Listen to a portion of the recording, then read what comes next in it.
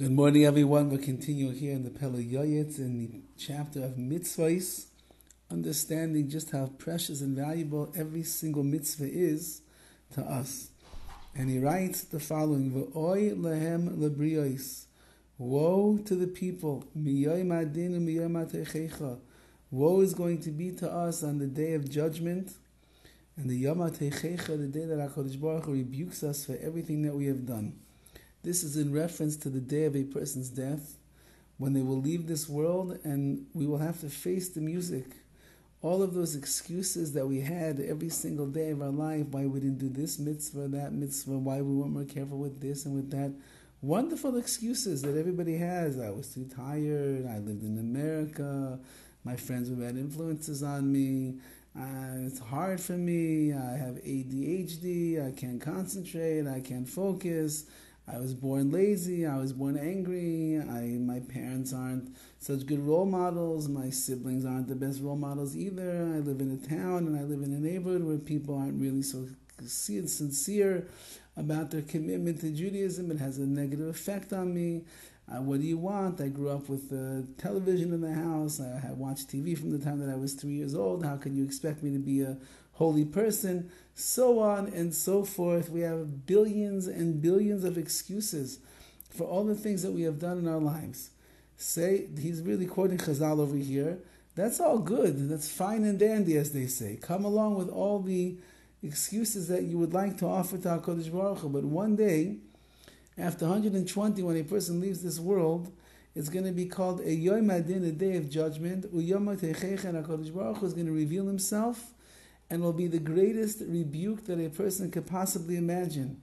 Because suddenly all of the excuses that we had all these years, the thousands upon thousands and millions and billions of excuses that we offer to HaKadosh Baruch Hu every single day of our life to explain why we weren't doing everything that we could to serve Him properly, we will be standing and facing HaKadosh Baruch Hu, and at that moment we will see clearly what a foolish person we were for 120 years in this world.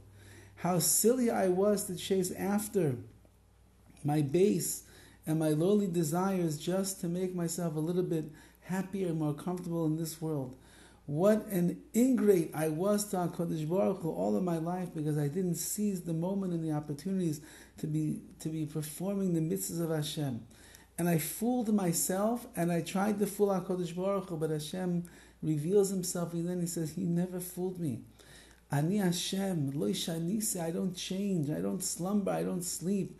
The same HaKadosh Baruch Hu that brought you into this world with all of the potential that was there in your neshama. The same HaKadosh Baruch Hu that designed you perfectly and brought you to the right family at the right time in the right place, which would allow your neshama to thrive and to elevate itself the most that it could in any other place and time in history. I am Hashem, says HaKadosh Baruch Hu. I know exactly how I created you and what you could have accomplished. And you didn't. That itself is going to be the great shock to the spiritual system of a person when they leave this world after 120 years. Ki yifkaid kel al aveira shadam dash be'akevav. HaKadosh Baruch Hu is going to examine, and He's going to judge carefully all of the mitzvahs that a person trampled under their heels.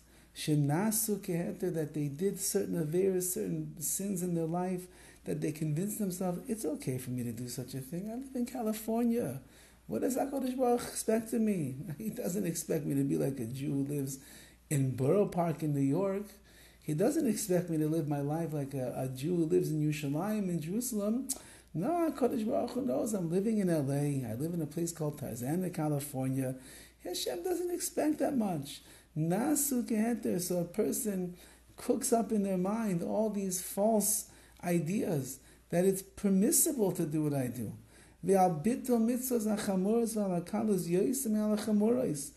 not to mention, says the PELE YOETZ, a person cancels out so many mitzvos, and even the small light ones that a person could have easily fulfilled. How hard is it for a person to say a bracha on their food? How hard is it not to turn the light on Shabbos? How hard is it in the world that we live in today not to eat kosher food? The food, you have stores on every corner. You can walk into the non-Jewish markets and find kosher food. It's not difficult. And therefore HaKadosh Baruch Hu is going to hold a person quite accountable for the smaller mitzvahs that a person trampled on. Because HaKadosh Baruch Hu says a person should have been careful with those. It's so easy. And says